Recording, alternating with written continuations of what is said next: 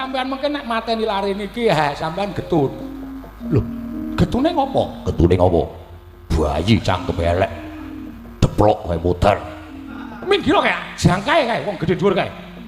Rumahan apa aku wedi kok? Kuwi cangkeme kaya ngono kuwi. Sabar to, sabar. Aku mangkel. Ora kena mangkel. Manut karo kakek ora? Iya, Kek. Wah, ora manut tak tinggal lunga. Sing ngomong sapa? Iya. Njaluk ngapura. Nek tak tinggal lunga kurang dikonco. Iya, Kek, iya. Ora bocah iki kok manut men karo kowe. Iki sapa? Mang Riyen to? Mang Presani coreke Pasuryane. Ren. Lho, lah sapa? Rekudara kowe ngerti ora? Ora sudi ngerti karo bocah. Ora sudi ngerti karo cah wani karo wong gerak. Wah, upama duwe anak kaya ngono tak pateni wingi-wingi. Ayo arep ngopo? Sabar. Iya, Kek. Aku nek karo sing ireng ora patek mangkel, mangkel karo sing gedhe kae. Kaya gleleng-gleleng dhewe. Gedhe glombyur iku. Aja kaya ngono ta. Iso sabar ora? Sabar apa rumasane anggepe ora? Mang Presani coreke riyen. Niki dudu sapa-sapa. Lho. Apa iya? Nggih. Lah kok dadi Semar ngerti? Kula sing ngerti lakone bocah niki. Nek sampean mateni napa mboten gelo? Lah dalah. Iki ngopo kek aku dirangkul iki ngopo? Niku Pakdi. Pakdi sapa? Siwa. Siwa apa tengen? Sampeyan iku senengane Siwa Pakdi. Kakangge bapak. Lho, nek ngono Pakdi kuwi ngerti bapakku. Ning ora entuk takon iki, kudu takon Bathara Guru. Nganti sak jeleke. Nek sampeyan takon iki ngerti, ning sampeyan ora iso ngajar Bathara Guru. Sebabe sing marahi sampeyan pisah karo bapak karo ibu sampeyan niku tingkah lakune Bathara Guru. Kresna. Ngopo? Sapa? Ora dikandhani.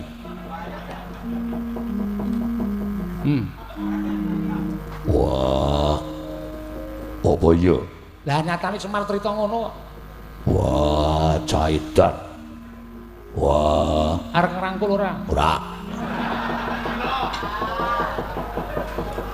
Karo putrane kok kaya ngono ya, mbok yo ngrangkul. Sapa kek? Niki ya Pakdi ajeng ngrangkul sampean. Ora sudi. Suarane atos kok ngrangkul aku. Niki Kang Pakdi kok ora entuk ngrangkul. Sesuk wae ngrangkul kapan-kapan. Oh, kowe senengane ya ngono kok. Ya ben, surandi anak ya ngono ora apa-apa. Wah, suarane kaya ngedap-edapi. Lah terus aku kudu piye kek? Bathara Guru tetep doyak nganti ketekel. Mula seksen ana jagat saisine ulun ingkang bakal paring tetenger, bocah iki ulun paring tetenger Bambang Wisageni Semar. Wah, Bambang Wisageni. Kaprah ingkang padha mestani besuke bakal ana tembung Bambang Wisanggeni. Wah. Ngopo Semar? Mboten apa-apa. Ming wangon tok. Wisanggeni. Iya. Wis Wisanggeni bakal duwe kekuatan ingkang teremprap ngungkuli marang sak pepadaning titah. Wisanggeni duwe daya kekuatan ingkang ngungkuli marang sak pepadane. Ruktinen Semar tuduhna wong tuane yen kepara Wisanggeni kudu iso males ngudi tuwuh lara wiranging kelawan para dewa. Dipun keparengaken ulun keparengaken. Matur nuwun, matur nuwun.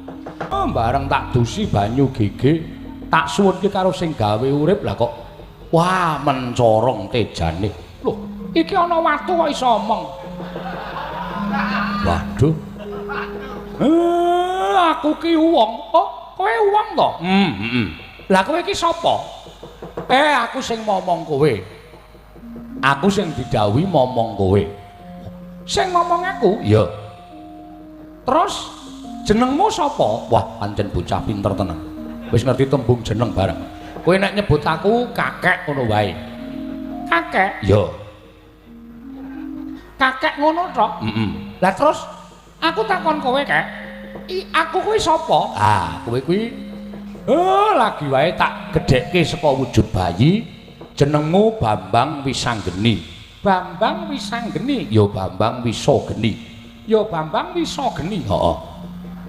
Iki kok kiwa tengen geni kabeh ki apa, Kek? Kene iki jenenge Kawah Candra Dimuka utawa ana sing nyebut neraka. Wah. Neraka?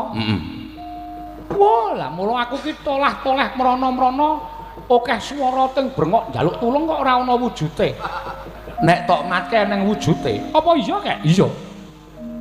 Nek tok matke nang wujute. Saiki aku weruh kek. Lah, rak menan to. Kae kok ana wong digantung ilate melet dikethok kae. Ha ndi? Ndi? Kae. Ah, iki papan wong nggo nyiksa wong sing tumindak angkara. Kae wong digantung nganggo ilate melet dikethok kae wong neng donya sing gaweane ngapusi. Gaweane ngapusi? Iya. Lah terus kae ana wong lho dikampak sikile, dikampak tangane anggere tugel tukul meneh, tugel tukul meneh. Kae gaweane nyolong, gaweane maling. Kae kok ana wong sing dijejeli dhuwit cangkeme nganti suwek. Kae senengane mangan bondo negara. Utawa korupsi. Ngono kae. Heeh. Lah kae ana wong wedok. Endi? Kae lho kae. Kae ana wong wedok tadi. Rubung wong wedok pirang-pirang. Terus saben wong wedok sing ngrubung nyilet awake. Awake tatu metu gedhe mari meneh disilet meneh. Endi to? Kae lho. Wah. Kae germo. Sing senengane adol wong mula kaya ngono kae. Wah, werna-werna ya, Kak. Werna-werna. Kae kok ana wong nggawa gelas sirahe ditutuki dhewe. Kae wong ngeterke wedang sing ora tau rata.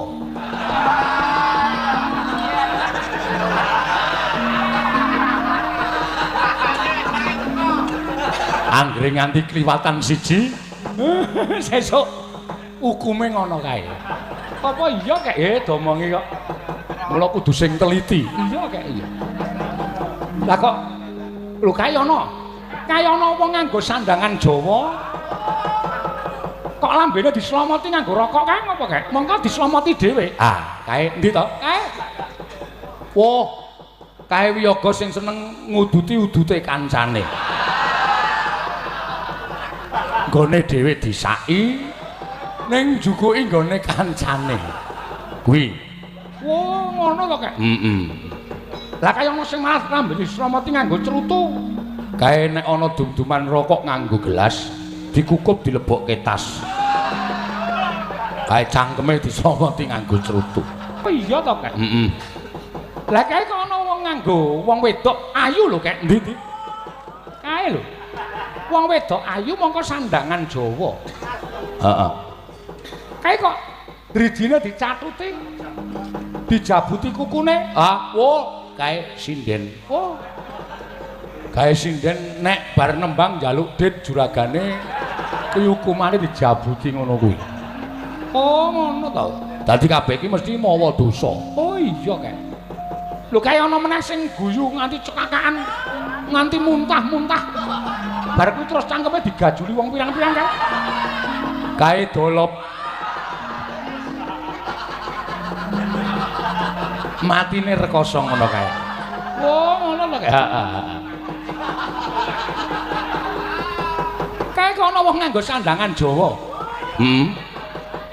Mlaku dijegal atau digebuki. Kae wiyaga sing bola-bali nguyuh. Burung wanci ning nguyuh wis nguyuh. Kae hukume kaya ngono kae. Lah kae kok beda dhewe kae. Sendi? Kae lho, ana piyayi kok nganggo sandangan Jawa. Lenggah neng kursi mongko kursine empuk. Sajake kepenak mangan woh-wohan pirang-pirang. Dirubung wong ayu-ayu kae sapa? Oh, kae dalang. Akeh sedakoe mergo nglipur wong pirang-pirang. Lah kok ora gelem turung karo wiyagane? Sengit karo wiyagane. Sengit karo wiyagane. Oh, ngono to, Kek? Heeh. Kek? Nggih. Aku takon karo sampean. Takon apa? Aku ana iki mestine ana bapakku, ana ibuku. Ibuku sapa? Bapakku sapa, Kek? Lah iki.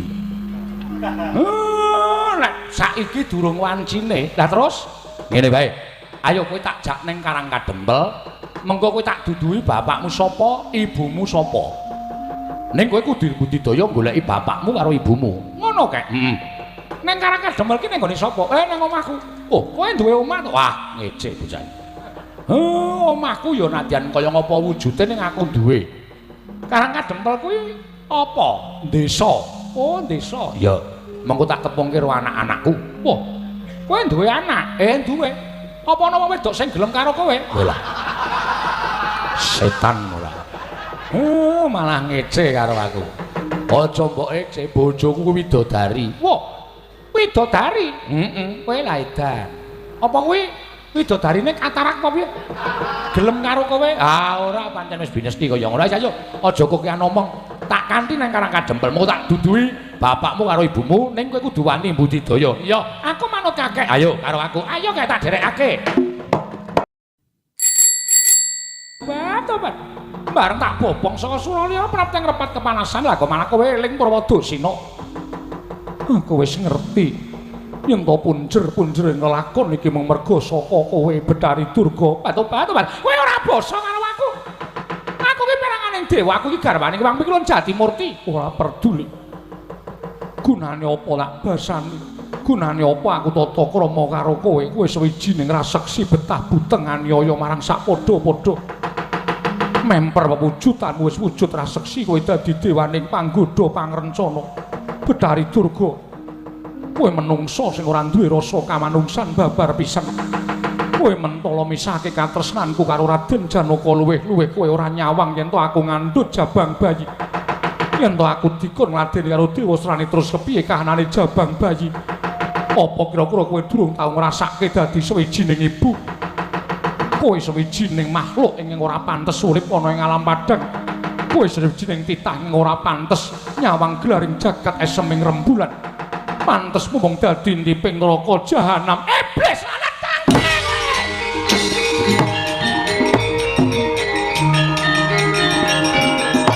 Tobat, jaluk mati mati.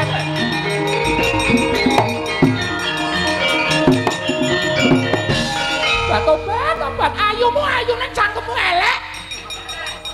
Tobat, kowe ngono-ngono karo Betari Durga. Derajatmu ya apa? Kowe iki mung anake Bathara Brahma. Sagene Brahma wae kalah luhur. Karo Betari Durga lha kok kowe wani ngomong-ngomong waraman ya Betari Durga. Piye? Kowe njaluk mati cara piye? Tresna lah.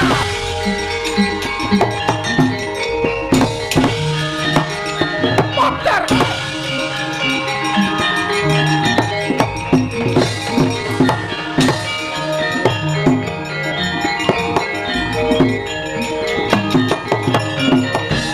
Endang kapracundang den uncalaken dening Pandya Betari Durga. Kedap-kedaping akasa dawah kalenggak sang Batari Dresanala. Eling-eling garbini punang jabang bayi. Ingkang yuswa Sabta Candra bengok sura keparenging Jawata nguwataken jabang bayi jalu pekek warnane.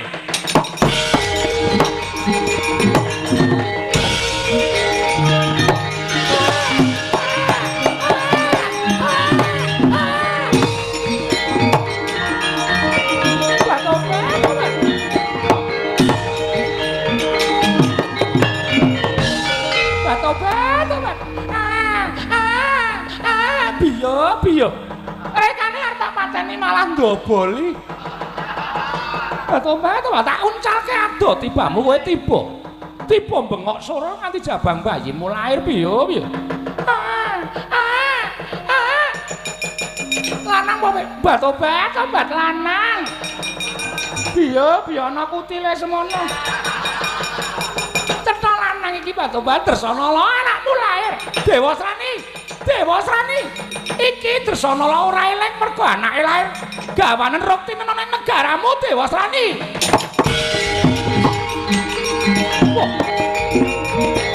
Wah, Kakang Mbok.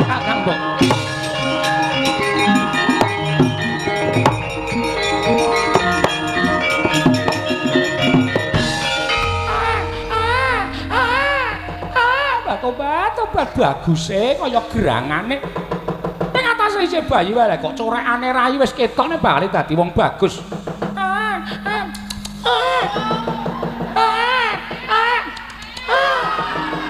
Tobat ngelak bocah iki. Lagi lahir wae durung disesepi karo mbokne wis ditinggal karo mbokne. Cangkeme mecucu piye? Aku ki ya swijining wanita nek karo bayi kaya ngono ki terus rasane kaya kepengin nesepi. Nek ya apa kelakon monggo aku wis ora metu. Ngerti Mas nyedot mempeng. Ora iso suda ngelake. Lah tobat ilate kaya wis dong.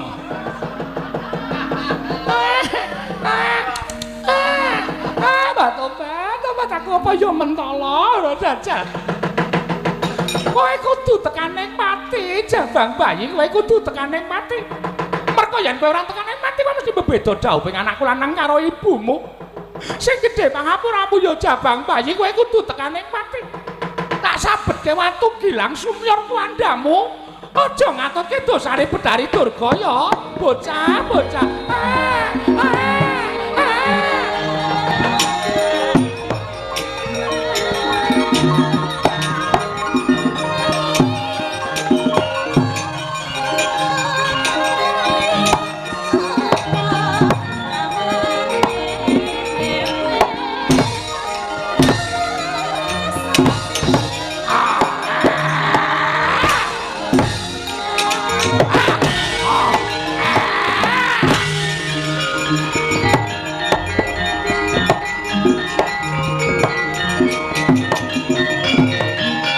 Jabang Bayi, tobat tak sabetke watu ora apa-apa tak cokot ya ora temomo siongku.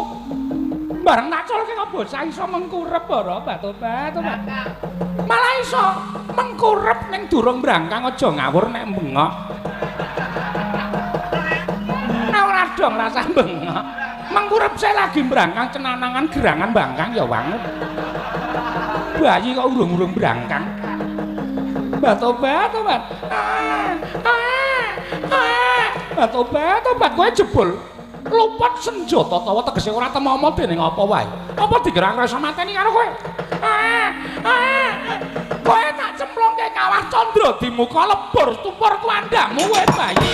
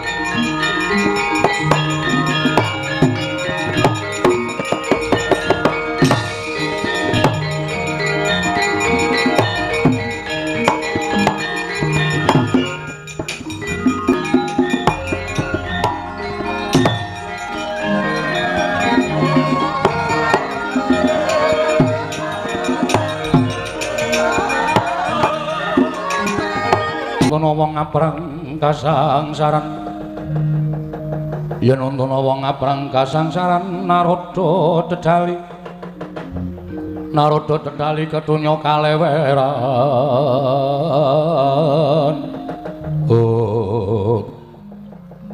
Sepinten kalepatan kula nyuwun pangapunten Bu Kulun Semar kita buya luput nalika ulun jengkar saka Kayiwangan Ngundaran Nirbawana sumurup lamun Kayiwangan Suralaya kobar dening genining Angkara. Tumuli ulun nyasmitake lawan jeneng kita. Kita tanggaping gati ninggal Karang Kadempel munggah eneng Kayangan. Nggih. Kita wis weruh lelakon ingkang dumadoning Kayangan. Purwa Madyawusana pun boten wonten sing karempit. Nganti boten iso ngampah mubal babaling kanepson. Upama mempera lan manguna, kula dhewe sing ajeng jangkah teng Kayangan. Ning gandeng pukulun boten nglilani nggih. Kula wontenipun namung manut. Iya Semar nggih. Bayi ingkang tanpa dosa. Iki kaningaya dening patraping Manikmaya ingkang tansah nyarujuki kelawan lakone Betari Durga. Nggih kula ngertos. Nganti nerada wae keplayu saka Kayiwangan nggih. Yen to ulun ora ndhisiki nyemplung ana ing kawah, tak kira bocah iki mesti bakal tekaning pati. Nanging gandeng ulun ingkang mlebu jroning kawah. Kawah ingkang kebak geni kaya mengkene wekasan sirep ora ana rasa panas. Nggih. Mula Semar ulun titip kelawan bocah iki nggih rampungna lelakone. Ah nggih sendika. Terus kejaba saka kuwi kita ingkang dadi seksi dawuh ulun. Nggih keparengipun bocah iki gandeng wiwit lair saka uga garbane ibune wis kaningaya sarta nandhang prihatin. Mula bocah iki ulun anggep dadi wiji sejati. Tegesipun tegese wiji sejati ya mung bocah iki ingkang pinilih lawan panjenengan ulun dadi kelangenan ulun. Ing endi eneng bocah iki ing kono lenggah sangasih prana ya panjenengan ulun. Ah nggih matur sembah nuwun. Lah terus lare niki ajeng diparingi tetenger sinten? Semar Seksenana. Gandeng bocah iki diuncalake ana ing jroning kawah. Mongko kawah iki papaning geni. Mula Seksenana jagat saisine ulun ingkang bakal paring tetenger bocah iki ulun paring tetenger Bambang Wisa Geni Semar.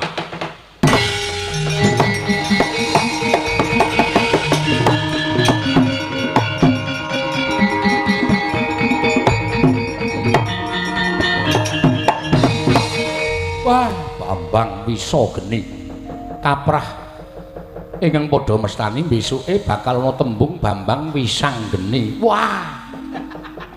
Ngopo Semar? Mboten napa-napa. Ming wangon tok. Wisanggeni. Iya. Wis Wisanggeni bakal duwe kekuatan ingkang trenprap ngungkuli lan sak pepadaning titah. Wisanggeni duwe daya kekuatan ingkang ngungkuli marang sak pepadane. Ruktinen Semar tuduhna wong tuane yen kepara Wisanggeni kudu iso males ngudi tuwuh lara wiranging kelawan para dewa. Dipun keparengaken, ulun keparengaken. Ah, matur nuwun, matur nuwun. Ulun kundur makayangan bocah iki jedinen supaya enggal gedhe sansarta dewasa satemah bisa ngapokake para jawata ingkang mengeng pakartine sarta minggok dalan ora wujud jawata ingkang utama nanging wujud jawata ingkang angkara murka men padha kelingan kelawan jejere. Ah nggih ngestakaken dawuh ulun kundur makayangan Semar. Ah nggih nderekaken Bu Ulun. Matur sembah nuwun.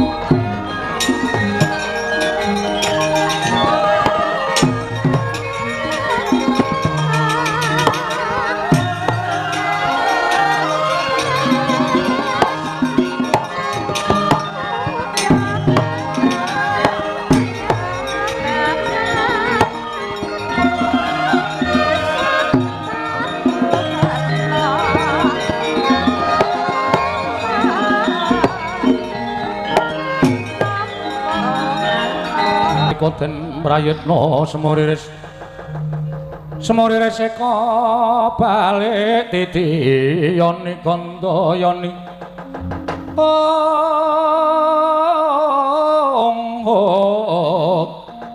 Trisanya purnama sasi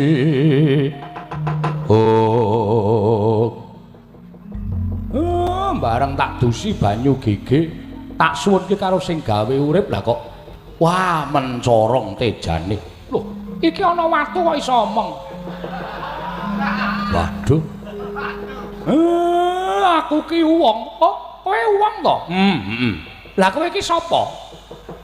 Aku sing momong kowe. Aku sing didhawuhi momong kowe. Sing momong aku? Iya. Terus jenengmu sapa? Wah, pancen bocah pinter tenan. Wis ngerti tembung jeneng bareng. Kowe nek nyebut aku kakek ngono wae. Kakek? Yo. Kakek ngono tok? Lah terus aku takon kowe, Kek. Aku kuwi sapa? Ah, kowe kuwi lagi wae tak gedhekke saka wujud bayi. Jenengmu Bambang Wisanggeni. Bambang Wisanggeni? Yo Bambang Wisageni. Yo Bambang Wisageni. Heeh. Iki kok kiwa tengen geni kabeh ki apa, Kek? Kene iki jenenge Kawah Candra Dimuka utawa ana sing nyebut neraka. Wah. Neraka? Wah, lah mula aku ki tolah-toleh mrana-mrana akeh swara teng brengok njaluk tulung kok ora ana wujute. Nek tok matke nang wujute. Apa iya, Kek? Iya. Nek tok matke nang wujute. Saiki aku weruh, Kek. Lah, rak ngono to. Kae kok ana wong digantung ilate melet diketok kae. Ha ndi? Ndi? Kae. Iki papan wong nggo nyiksa wong sing tumindak angkara. Kae wong digantung nganggo ilate melet diketok kae wong nang donya sing gaweane ngapusi. Gaweane ngapusi? Iya. Lah terus kae ana wong lho dikampak sikile, dikampak tangane anggere tugel tukul meneh, tugel tukul meneh. Kae gaweane nyolong, gaweane maling. Kae kok ana wong sing dijejeli dhuwit cangkeme nganti suwek. Kae senengane mangan bondo negara. Utawa korupsi. Ngono kae. Heeh. Lah kae ana wong wedok. Endi? Kae lho kae. Kae ana wong wedok tadi. Rubung wong wedok pirang-pirang. Terus saben wong wedok sing ngrubung nyilet awake. Awake tatu metu gedhe mari meneh disilet meneh. Endi to? Kae lho. Wah. Kae germo. Sing senengane adol wong mula kaya ngono kae. Wo werna-werna ya, Kak. Werna-werna. Kae kok ana wong nggawa gelas sirahe ditutuki dhewe. Kae wong ngeterke wedang sing ora tau rata.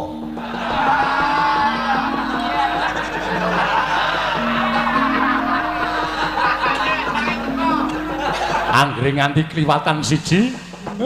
Sesuk hukume ngono kae. Apa iya kek domonge kok. Mula kudu sing teliti. Iya kek iya. Lah kok lho kae ana. Kae ana wong nganggo sandangan Jawa.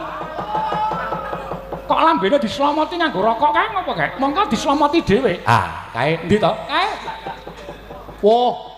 Kae wiyaga sing seneng nguduti udute kancane. Nggone dhewe disaki ning jukuki nggone kancane. Kuwi. Wo, ngono to, Kak? Heeh. Lah kaya ana sing malah rambene sramati nganggo cerutu. Kae nek ana dum-duman rokok nganggo gelas, dikukup dilebokke tas. Kae cangkeme disramati nganggo cerutu. Oh iya to, Kak? Heeh. Lah kae kok ana wong nganggo wong wedok ayu lho, Kak. Ndi? Kae lho. Wong wedok ayu mongko sandangan Jawa. Heeh. Kae kok drijine dicatuti. Dijabuti kukune. Ah, wo, kae sinden. Oh. Kae sinden nek bar nembang njaluk dit juragane kuwi hukumane dijabuti ngono kuwi. Oh, ngono to. Dadi kabeh iki mesti mawa dosa. Oh iya, Kak. Lho kae ana meneh sing guyu nganti cekakaan, nganti muntah-muntah. Bar kuwi terus cangkeme digajuli wong pirang-pirang kan. Kae dolop. Matine rekoso ngono kae. Oh, ngono lho kae. Heeh. Kae kok ana wong nganggo sandangan Jawa. Mlaku dijegal terus digebuki. Kae wiyaga sing bola-bali nguyuh. Burung wanci ning nguyuh wis nguyuh. Kae hukume kaya ngono kae. Lah kae kok beda dhewe kae. Sendi? Kae lho, ana piyayi kok nganggo sandangan Jawa. Lenggah neng kursi mongko kursine empuk. Sajake kepenak mangan woh-wohan pirang-pirang. Dirubung wong ayu-ayu kae sapa? Oh, kae dalang. Akeh sedakoe mergo nglipur wong pirang-pirang. Lah kok ora gelem turun karo wiyagane? Sengit karo wiyagane. Sengit karo wiyagane. Oh, ngono to, Kak? Heeh. Kak? Piye? Aku takon karo sampean. Takon apa? Aku ana iki mestine ana bapakku, ana ibuku. Ibuku sapa? Bapakku sapa, Kak? Lah iki.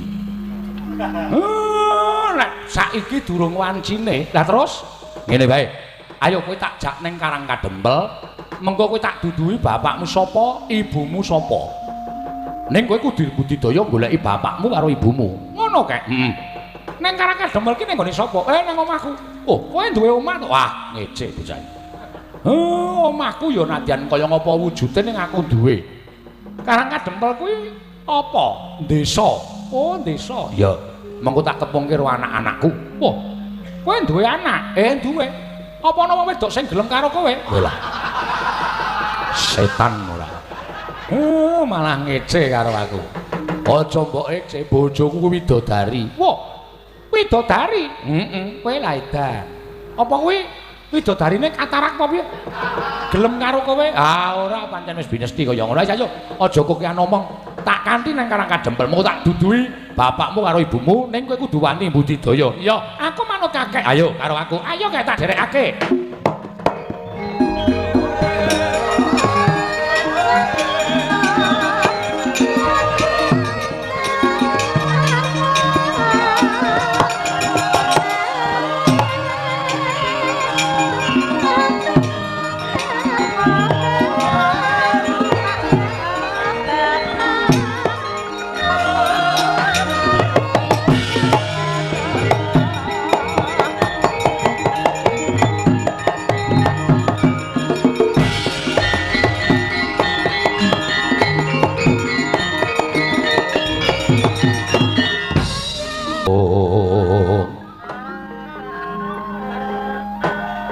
Apa iki ngwinastan Karang Kadempel kek?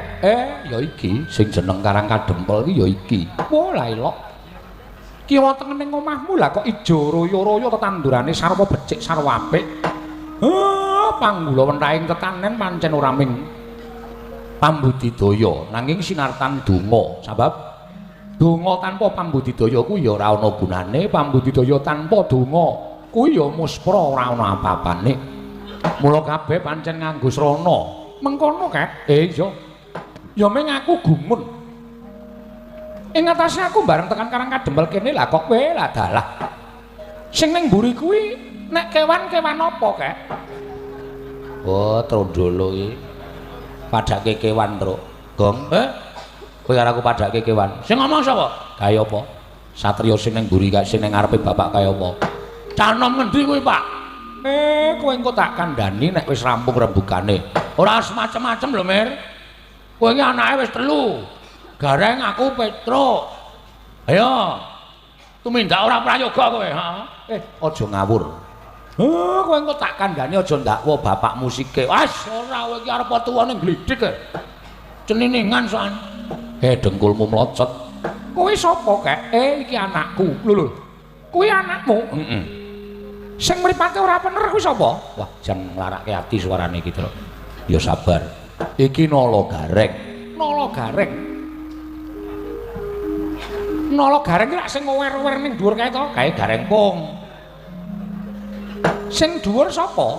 Sing dhuwur irunge dawa kuwi Petruk. Weh, lah dalah. Ana wong kok jenenge Cakruk. Oh, bagus-bagus budhek. Petruk kok ya Cakruk.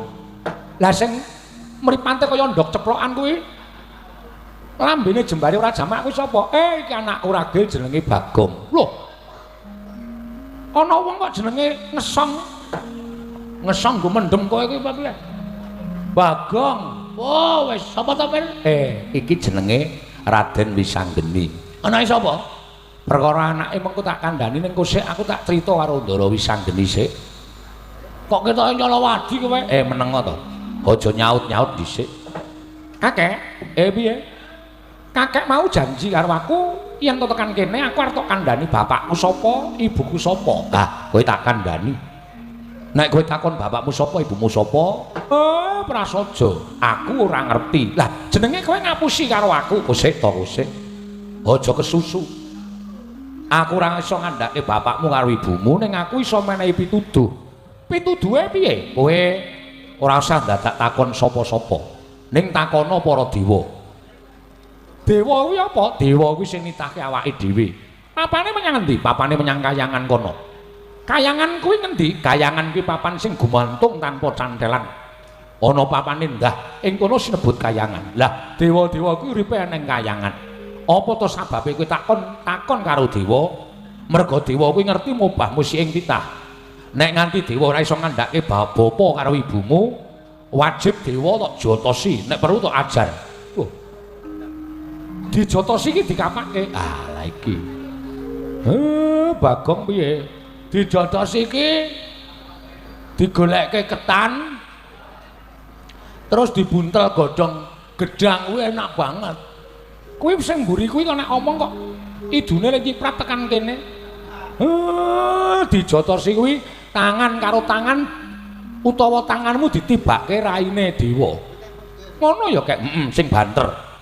Tok ajar pokoke tok pulasara. Nek dewa ora nuduhke bapakmu ibumu sapa? Kowe tak penangake ngajar para dewa ning janji. Janji apa?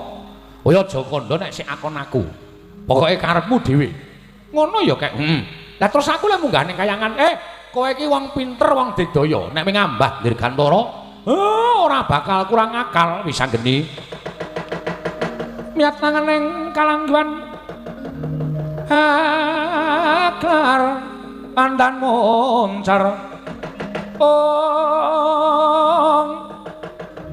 Tinon ler kekonang surem sorot tetan badang kasoran bacaring purnama ing kekono dasari mangsa katiga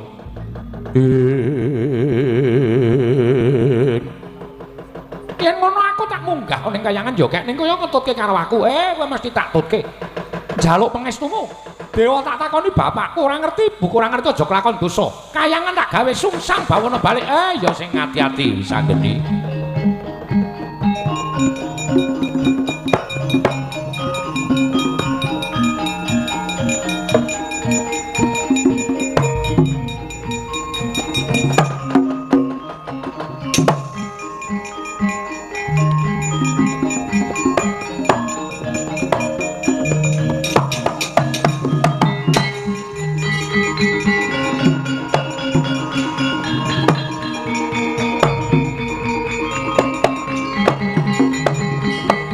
Sapa Pak?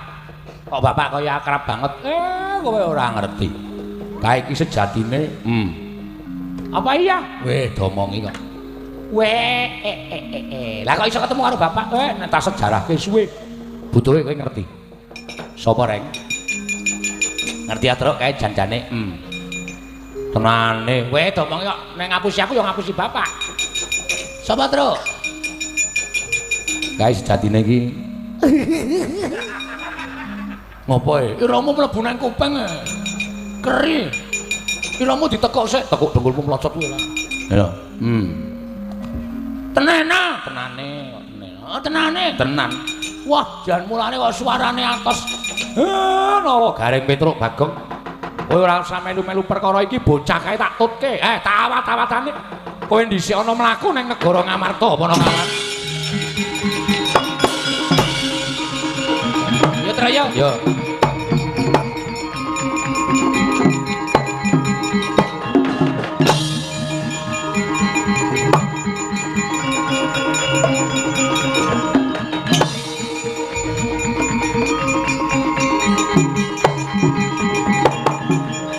Wah.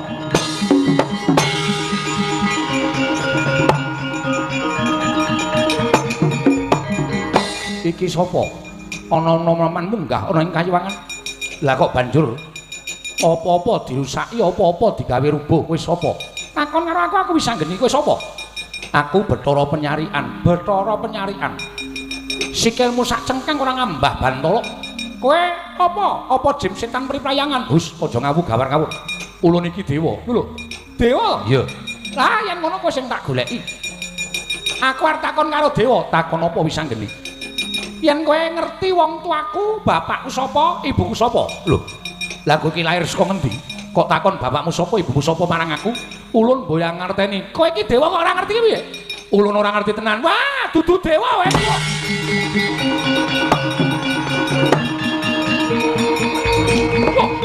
Mati kowe. Sambat kowe.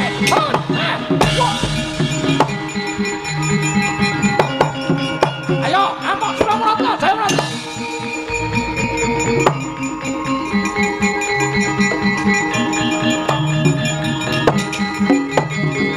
Iki sandangane padha karo sing tak ajar mau. Iki sandangane padha karo sing tak polo mau iki ya dewa. Ya ulun Bathara Indra. Bathara Indra karo penyarian apane? Ora sandang tak takon merno.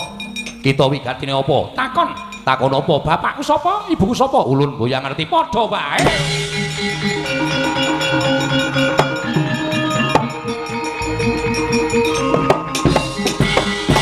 Ayo, apa Surabrata?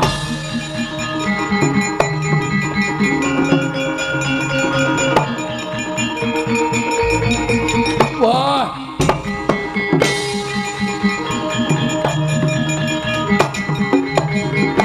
Ana bocah gawe geger kayuwangan. Iki sapa? Iki wujude wonge gagah. Untune kaya cathut. Ngunekke dewa kok untune kaya cathut. ning sandangane padha harus tak ajar mau. Oh ya dewa. Ya, aku dewa. Jenengmu sapa? Yama Dipati. Bathara Yama Dipati. Ya. Bapakku sapa, ibuku sapa? Lho. Lah aku ora ngerti. Nek kowe ora ngerti kok tak ajar kaya kanca-kancamu. Jabut nyawamu. Wah. Oh. Lho. Kowe ngopo? Lho kok ora ketut to nyawane? Kok ora ketut nyawane? Nyawane sapa? Nyawamu kuwi. Lho, kowe mau njabut nyawaku to? Iya. Aku njabut nyawamu. Iso ora? Nyatane ijik urip, kowe ora iso dijabut nyawane. Kowe sing tak jabut nyawamu.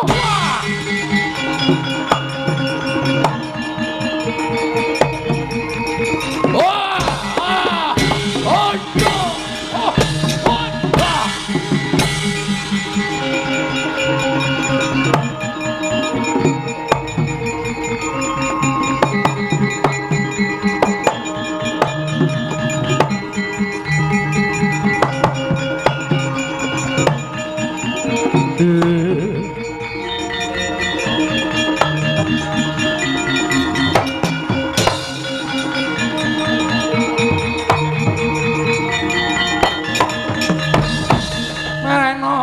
Bang Wangaruna kadinetraning angga rapo sabdaning kukiloring kanigara sageter kene donganing kung lir wuwu sing pini panca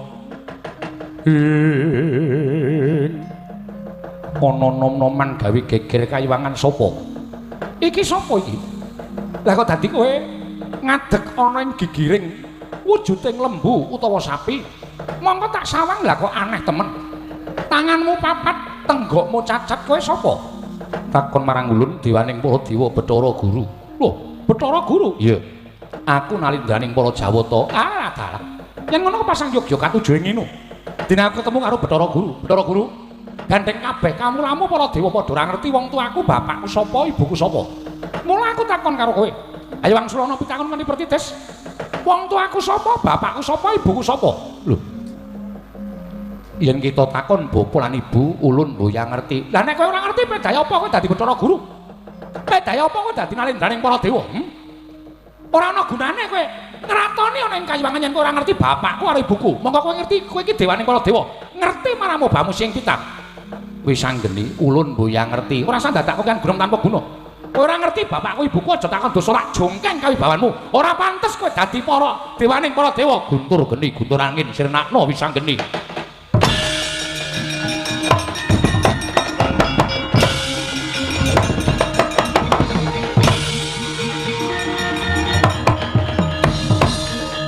Kowe iki ngopo Bathara Guru? Kowe iki ngopo aku tak takon, kowe dewa kok seneng dolanan kembang api?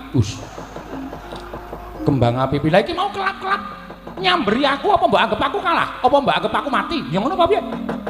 Wis anggene ora iso mati. Butuhe wis anggene ora tak tuduhke bapakku sapa ibuku sapa aja takon dosa. Hayangan iki tak gawe sungsang bawana balik. Yen perlu kowe tak wirang-wirangke Bathara Guru. Lah dalah.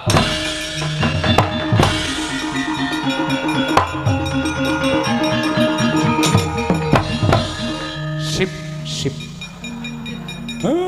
Ya ngono kuwi. Terus aku kan takon sapa kek? Bathara Guru wae ora ngerti.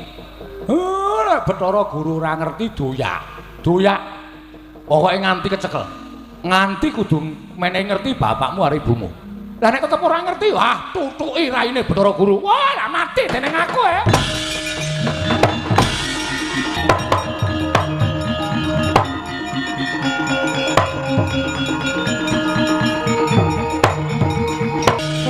Manuswami ngambreng-angang ati karunaning kaswase dosang ganta supaya goleki menyang dununge ya kuwi Janaka. Wah, ora ngira babar pisan jlamprung minggat nganti tetaunan. Yen nganti ora ketemu apa kelakon Pandhawa bakal gutang.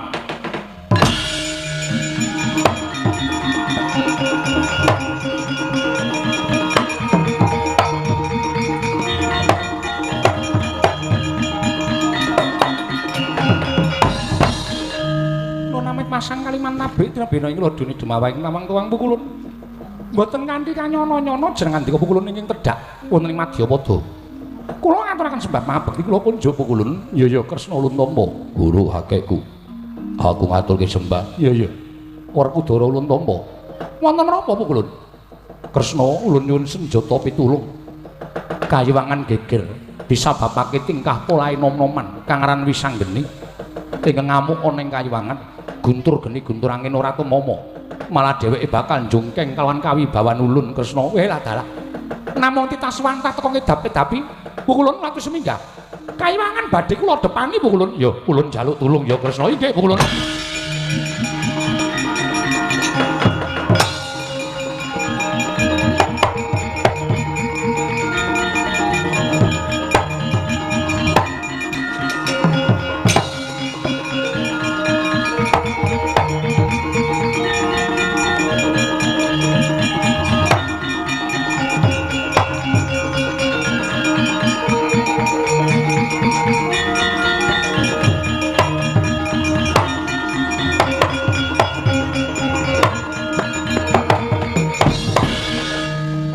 Werkudara. Nggih. Wangune iki bocah sing wani ngrusak kayangan. Bocah ora sepirwa, pikira lak idake modal. Iki sapa? Ana ratu kok kulite ireng banget. Iki sapa? Lho, kowe sapa? Takon karo aku jenengku Wisanggeni. Kowe sapa? Aku Nalindra Ndarawati Prabu Kresna. Oh, Nalindra Ndarawati Prabu Kresna. Ya. Sing mburi sapa sing gedhe? Werkudara. Kowe Wisanggeni. Ya. Ngopo ngger kowe kok mlayu-mlayu goleki beburonku? Lho, beburonmu sapa? Iwang Pikulun Bathara Guru. Kowe titah warwani karo Iwang Pikulun Bathara Guru ki apa demen kualat? Kualat sing endi? Nek kualat wis mau-mau aku. Nyatane Iwang Pikulun Bathara Guru tak oyak. Kayangan tak gawe geger aku ya ora kualat. Nek kowe kena tak pringgake becik lereno, aja ngoyak-oyak Bathara Guru. Kowe iki sapa to? Kowe iki sapa? Kowe apane Bathara Guru? Kowe dulure. Arep trimake Bathara Guru tak oyak-oyak. Ayo. Aja men kowe. Sing gedhe dhuwur kae mungsuh aku nek nganti aku kalah, aku meguru 20 taun. Mikira jangkae. Kosek to kosek. Kosek aja kesusu. Bocah cangkeme elek. Wah, pikira aku kok ditantang Werkudara ora tau mampu penantang karo bayi wingi sore. Kasakakean gunung tanpa guna. Apa demeku ndek kuku dawa banget ngono apa piye? Apa ora semarang nyogok bokoke kacane? Iya. Ya ngono apa piye? Kowe lah wong iki ketoke galak ning duwe keluwihan nek Gojek rada semu. Semu ya men. Mikir tak jangkae. Ora wedi karo bayi wingi sore. Ora sakakean gunung ayo. Sing arep dhisik sing maju ya kena. Sing mburi dhisik sing maju ya kena. Kowe ora lunga sarepanku tak tibani senjata cakra. Apa? Senjata cakra. Kowe ngerti ora? Pusakane Bathara Guru ora temomo ning awake Wisanggeni. Lah kok dadi kowe meng pamer pusaka kadonyan. Ayo, rangkepa 1000 pusakamu. Ayo, cocokno ning dadane Wisanggeni. Nek nganti aku lara, mati meguru karo kowe. Mati dening aku. Den ampun, Ndara. Ampun, sabar.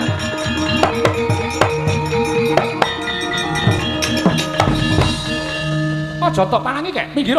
Ratu ireng yo gleleng men. Sabar apa? Arep ngentokke senjata cakra tak tamarane kaya ngopo? Sabar. Iso ora sabar? Iya. Ora manut karo awak tinggal lunga. Ora kek aku manut. Ora kok sik iki rak Semar to? Nggih. Lah kok dadi aku arep nampani nibani pusaka karo bocah kuwi kok tok penging bengak-bengok sekadoan. Ide pol. Nggih.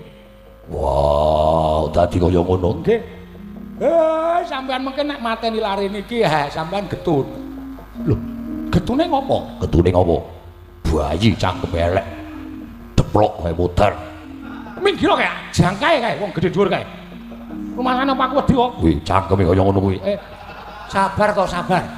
Aku mangkel. Ora kena mangkel. Manut karo kakek ora? Iya, Kek. Wah, ora manut tak tinggal lunga. Sing ngomong sapa? Iya. Njaluk ngapura. Nek tak tinggal lunga ku ora dikonco. Iya, Kek, iya. Ora bocah iki kok manut men karo kowe. Iki sapa? Mangirian to? Mang Presani coreke Pasuryane. Bener? Lho, lah sapa? Werkudara kowe ngerti ora? Ora sudi ngerti karo bocah. Ora sudi ngerti karo cah wani karo wong gerak. Wah, upama duwe anak kaya tak pateni wingi-wingi. Ayo arep ngopo? Sabar. Iya, Kek. Aku nek karo sing ireng ora patek mangkel, mangkel karo sing gedhe kae. Kaya gleleng-gleleng dhewe. Gedhe glombyur iku. Aja kaya ngono ta. Iso sabar ora? Sabar apa rumasane anggepe ora? Mang presane coreke riyen. Brataya kowe, ayo. Kampungmu kapan? Nek merem ya merem rasa dikuat-kuatke.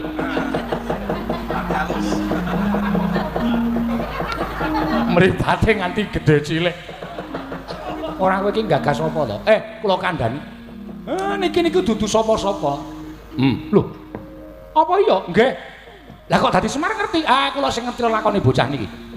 Nek sampean mateni napa mboten gelo? Lah dalah.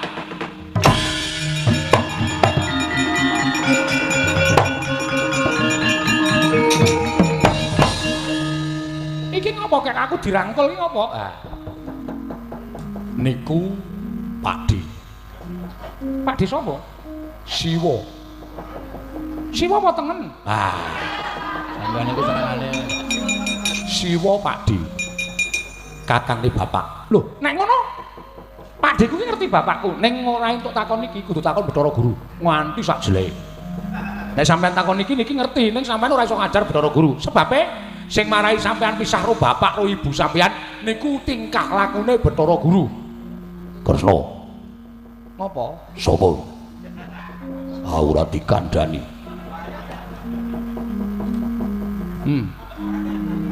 Wah. Apa iya? Lah nyatane Semar crita ngono kok. Wah, Caidan. Wah, arep ngrangkul ora? Ora. Karo putrane kok kaya ngono ya. Kok ya ngrangkul. Sapa kek? Niki ya Pakdi ajeng ngrangkul sampean. Ora sudi. Suarane atos kok ngrangkul aku. Niki Kang Pakdi kok ora entuk ngrangkul. Sesuk wae ngrangkul kapan-kapan. Oh, kowe senengane ya ngono kok. Ya ben, nanti anak ya ngono ora apa-apa. Wah, suarane kaya ngedap-edapi. Lah terus aku kudu piye kek? Bathara Guru tetep doyak nganti ketekel.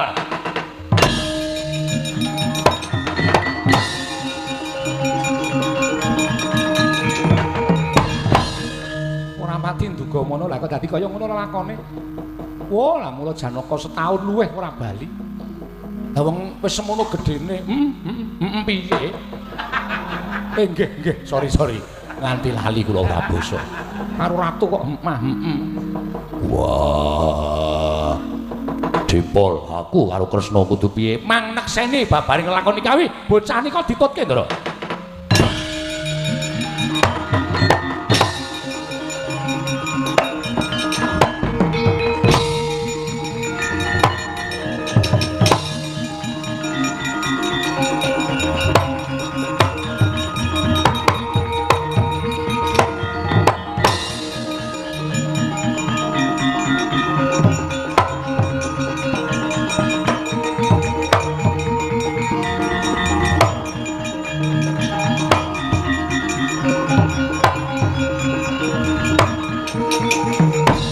Pandhita kang nyarwang sitindha gombang angajaping madu sarining tawang Raden Janaka wonten dawuh penemban mestinipun jengandika Raden kundur wonten negari Ngamarta menapa kasatriyan Madukara sampun ngantos lajeng mapan wonten ing pertapan Cakrawala mriki suwita dhateng Begawan Kumbara Resi. Raden kula aturi emut dhateng kewajibaning kasatriyan, kula aturi emut dhateng kaprajan jengandika Raden. Sampun ngantos panjenengan dipun sengguh sawijining satriya ingkang singlar dhateng kewajiban. Penemban kula sampun pisah kaliyan memanik ing jejantung kula. Yayi Dresana kula sampun kecalan inggih menika katresnan kula jabang bayine mapan wonten ing kandhutanipun Yayi Dresana. Pulo Janaka gesang wonten ing Malam Padang sampun kadidene sarah mungguing lautan wastra lungset ing sampiran. Kula badhe mapan wonten ing mriki ngantos pejah kula benjang penemban.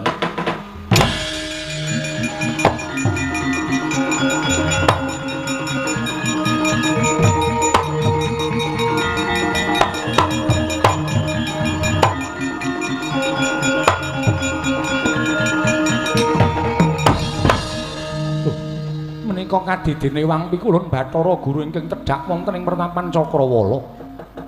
Kula ingkang abdipun Kumbara Resi ngaturaken bekti kula kunjuk Iwang Pikulun Bathara Guru. Kakang Narada sampun kados mekaten Kakang. Kula sampun dakwa utawi kula sampun ndodho ing kalepatan. Kula sampun ngrumaosi lepat Kakang Narada tingkah lampah kula nalisir saking anggrang-gring kautaman. Kula dipun kapokaken dhateng lare wingi sonten namipun wisanggeni Kakang Resi.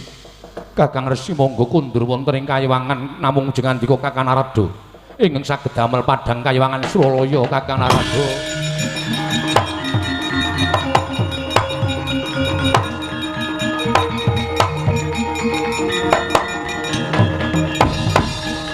Kencang warudaya adi geton tembe wingking menika sanjanipun sampun boten wonten ginanipun ning gandeng sak lali-laline menungsa menika isih bejo sing eling lan waspada tegesipun panjenengan menika ngemuti bilih sedaya ingkang dipun lampahi wonten ing kayiwangan menika lepat.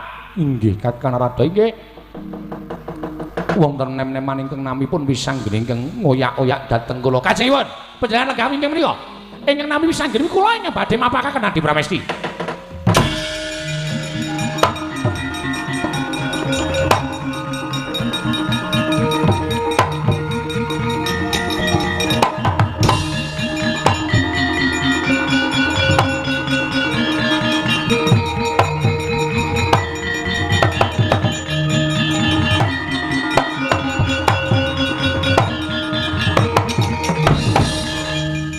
Tak-tok.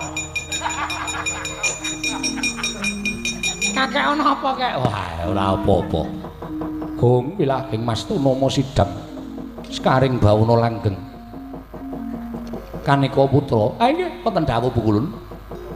Manikmaya wonten timbalan Pukulun. Boyana ingkang kudu ngadili kelawan jeneng kita, kejaba amung ulun. Kita wis gawe geger kayiwangan, kita wis ngregeti suci ning kayiwangan kanthi patrap kita ingkang nalisir saka anggrang-gring kautaman. Kita nganti mentala gendak sikara kelawan wong kang wis padha bangun bebrayan angka loro kita menehi kalodhangan Betari Durga nyiksa kelawan jabang bayi. Tanana kejaba mung wisanggeni. Mula Gage Seksenana wisanggeni iki titah dadi kelangenan ulun. Wondene Manikmaya kita nggone munggah ning kayangan bareng kelawan ulun sabab ana pidana ingkang bakal ulun patrapake lawan jeneng kita Manikmaya. Aduh Pukulun. Kula nyuwun pangapunten yen to mung pangapura besok bakal kita bali meneh rasakno paukuman saka panjenengan ulun.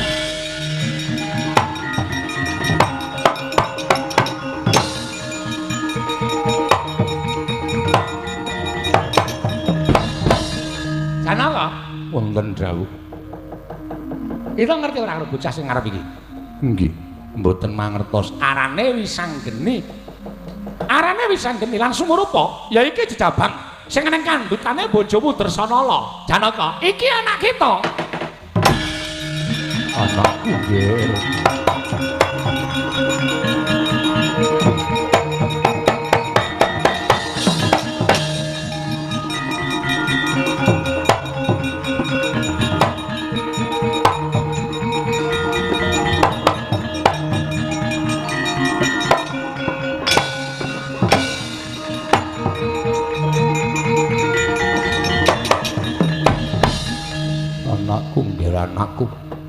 Anakku wong bagus. Kak, iki sapa? Ah, niki papa. Iki bapak utawa ingkang Rama. Lho, iki bapakku kek. Nggih, naminipun Ndara Janaka. Waduh, Rama, aku ngaturke penuwun, ngaturke bekti ya Rama. Kakang Semar kok bocahe ora iso basa. Arep ora iso basa ning niki kelanganane Sang Asih Prana. Mula niki ndugal kewarisan dimenangake ora basa karo sapa wae. Iya. Ngaturke panuwun ya gek wis nemokke aku karo bapak. Iya. Kakek iki sapa to, Pak? Iki sing momong aku. Lho, sing momong bapak? Iya. Sapa jenenge? Lho, apa kawit mau durung tepungan karo iki? Durung. Dheweke mung gelem disebut kakek. Takon dhewe. Ku jane jenengmu sapa to, Kek? Hartono.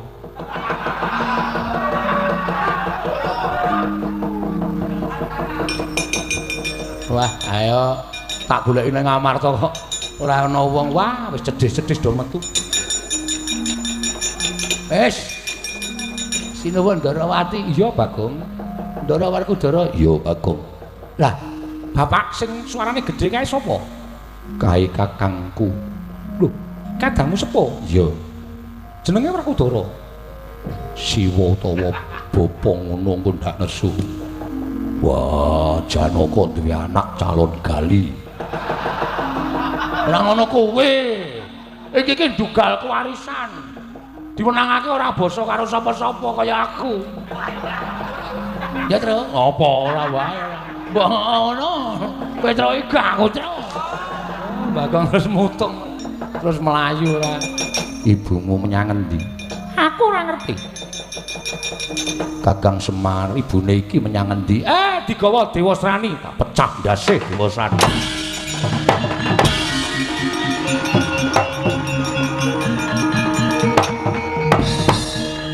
Ayo sampean ki ngendika ya cobloko kok ya.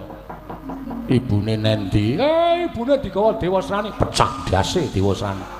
Ha cetha kae muring tenan kae. Wis ben kapok Dewasrani. Cakra, Petruk. Lah aku ngerti lagi pisan mau kok ya nek lali ya njuk ngapura Cak Petruk. Sing matane kira mau ndi? Oh, Reng lho Reng. Ngapa? Lah iki sapa mau? Kek.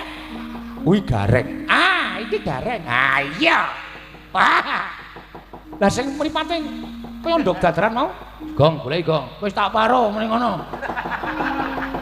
Sing diparo apa? Mataku jare kok ndok dadaran. Wis tak paro matane omong ngono. Iki bendaramu ya. Ora sudi bendara kaya ngono nek mata ndok dadaran. Nang omah disembah anak bojo nang kene mung padake bakul ndok. Ya rasa nesu ora. Aku pengen weruh ibuku kae. Ayo ditutke bapakmu, Ndara.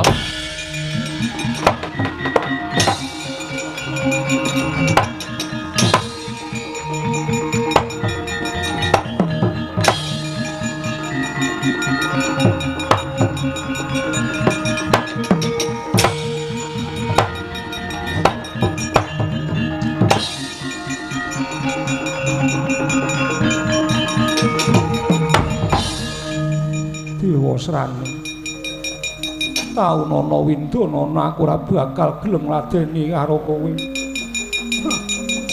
Wong sing jeneng aku tresna kok sampeyan ora iki terus piye coba? Ya bener. Sing jeneng tresna kuwi jaran saka kulina. Ya wis pokoke tak trateni wae. Iki wis ana pira? Pirang dina mapan ana ning Nusa Kambana utawa Nusa Rukmi. Nek kowe ora gelem karo aku sepira teko kekuwataning wong wedok. Mesti aku bakal ngruda paripeksa karo kowe. Wonten kowe tak ruda paripeksa karo aku, kowe ngladeni karo aku, tegese wis sah. Nggonku mengko garwa Mbak Yuku, ya kuwi Kakang Mbok Ayu Dresanala.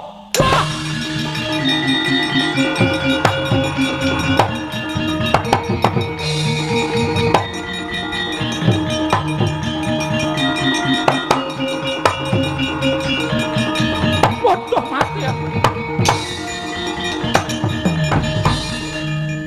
Ayo.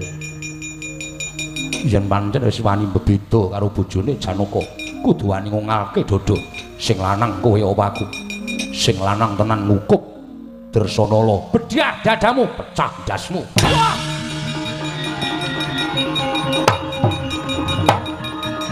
Waduh. Wah. Mati aku.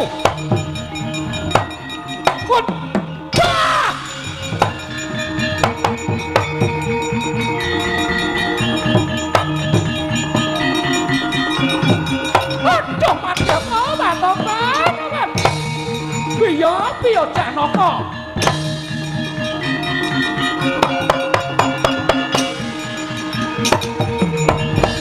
Areng apa kowe? Areng apa? Batokan, anakku diajar Janaka, gedhoane anakmu sing elek. Wis pantes diajar karo ndaraku. Tok sumbering perkara iki mesti saka kowe, saka cangkemmu Betari Durga. Batokan. Wong kepengin napake mulyaning bocah, napake mulyaning anak iku wajibane wong tuwa. Ning aja sasar susur tumindakmu kaya ngono. Aja sak penake dhewe. Jagat kobar mergo saka gelak gedhoamu. Ora mulih ning papanmu adugangi nang kene batobat apa? Mati aku.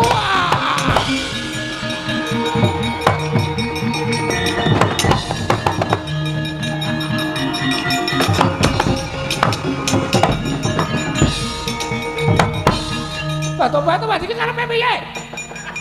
Digulung-gulung kaya ngene iki. Gak apa ora, aku nek ngajar ya ngene iki. Ayo ayo. Batu-batu diolak-alik sak penake dhewe. Nek ora tau olak-alik ndak rugi. Kudu diolak-alik.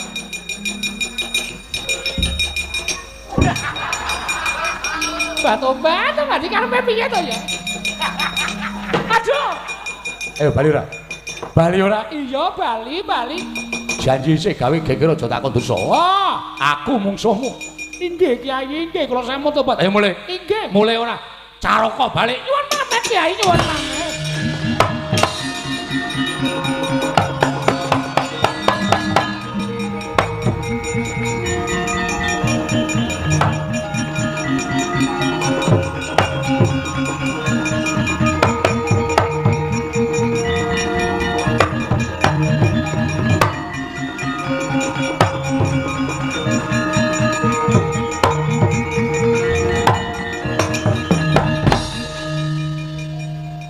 Dresana apa pangeran ana dawuhmu apa sawangan bocah sing ning ngarepamu kuwi sapa aku ora tepung aku ora ngerti tak kandhani ya Dresana kuwi wis anggene kuwi anakmu Dresana Laba tobat wis anggene anak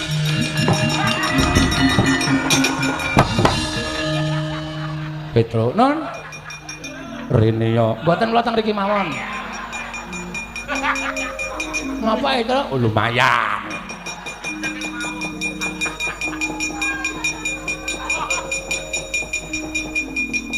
Ditenono ora gelem rene ditenono. Pripun? Kon sapa kok methuke bojoku? Kula niku mboten methuke, mriko mlayu mriki kula niku ajeng mriku, njukuk niku lho, teklek niku lho. Terus makdung ngonten gathuk ngonten. Ya ora sengaja ya. Ngeten malah cengengesen. Iki Kanjeng Ibu Bapak? Iya. Anakku nggih, anakku. Kanjeng Ibu mau nendi? Aku digawa Dewa Srani. Ibumu seneng-seneng ngawur. Seneng-seneng piye? Sing ngomong seneng-seneng ya sapa? Nyatane mau neng kono tak deloke saka kadowan doting gleni. Ora ngaku wae senengane iki ngono kuwi. Mbok yo saiki ngilo karo sampean dhewe.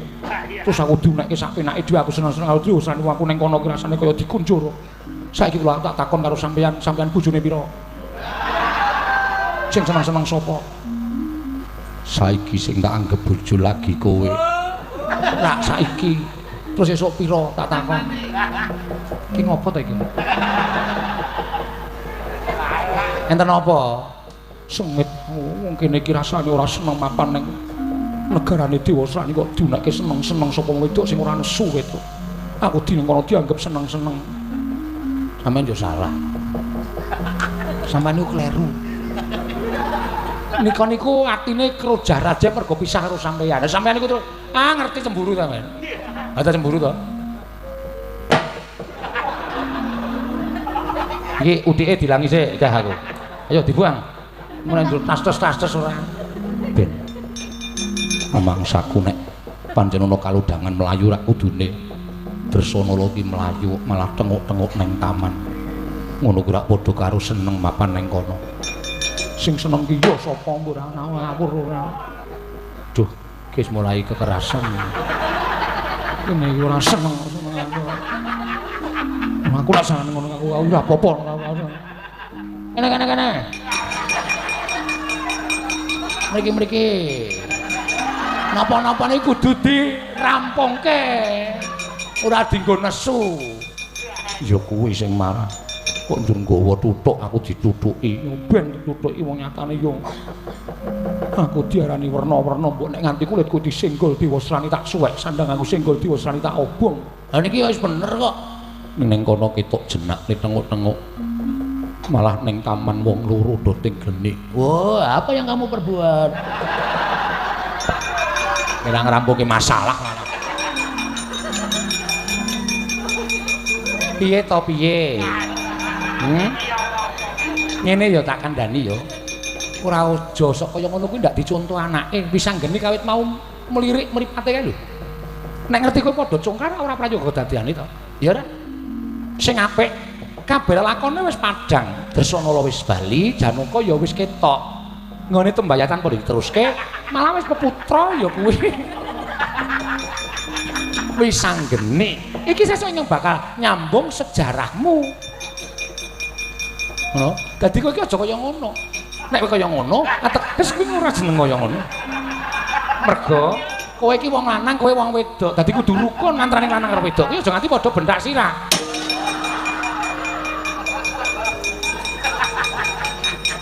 Wong Kresna kok kaya pelawak.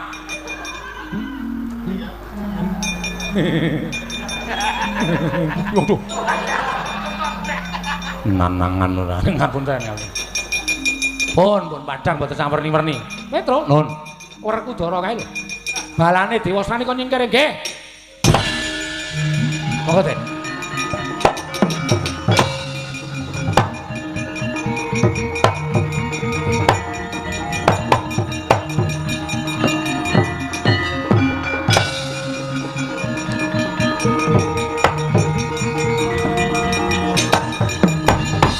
Kunjara Yaksa, Ratu Gustiku Tatu Arang Kranjang. Wah, wah, wah. Wah.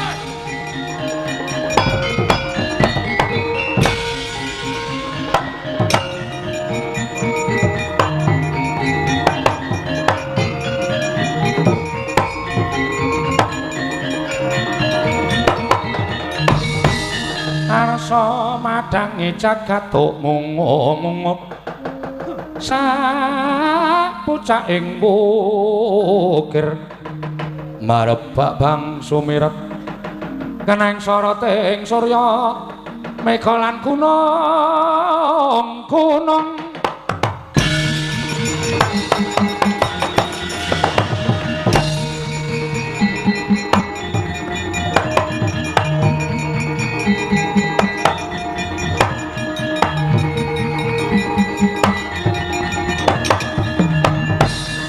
wiji sejati sampun lair.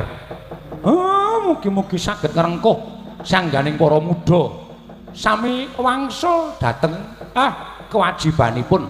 Anggenipun sami gadah kewajiban anjagi dhateng budaya menika. Ya, Semar.